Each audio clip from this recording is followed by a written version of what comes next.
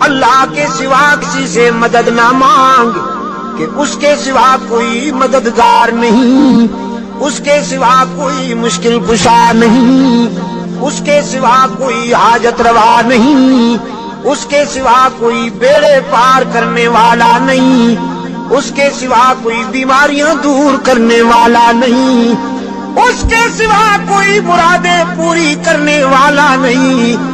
جب مانگنا ہو تو اسی سے مانگ، جب رونا ہو تو اسی کے در پہ آنسو بہا، جب دامن پھیلانا ہو تو اسی کے در پہ دامن پھیلا۔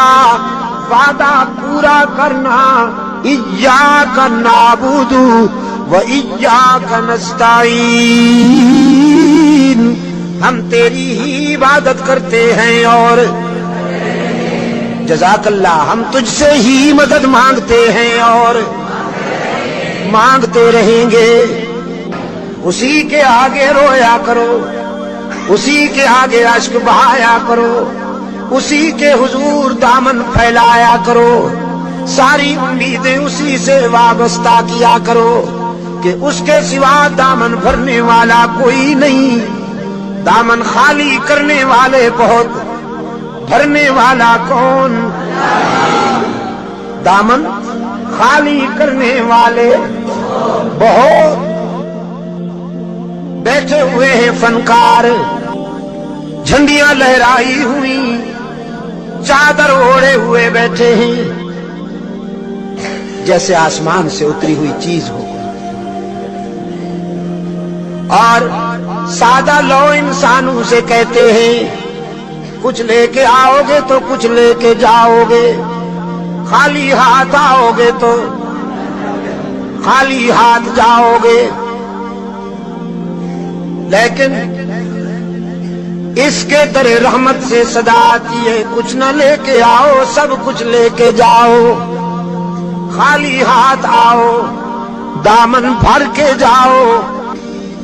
دنیا والوں سے مانگا جائے تو ناراض ہوتے ہیں، نہ مانگا جائے تو خوش ہوتے ہیں، لیکن یہ داتا وہ ہے کہ یہ مانگنے والوں سے خوش ہوتا ہے، نہ مانگنے والوں سے ناراض ہوتا ہے۔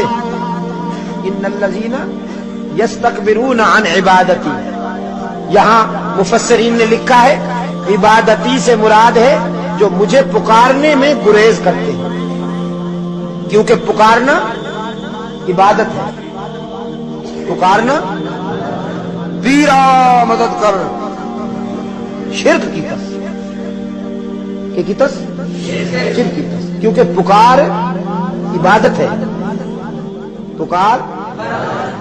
قال ربکم ادعونی استجب لکم، تمہارا رب کہتا ہے مجھے پکارا کرو میں تمہاری دعاؤں کو قبول کرنے والا ہوں۔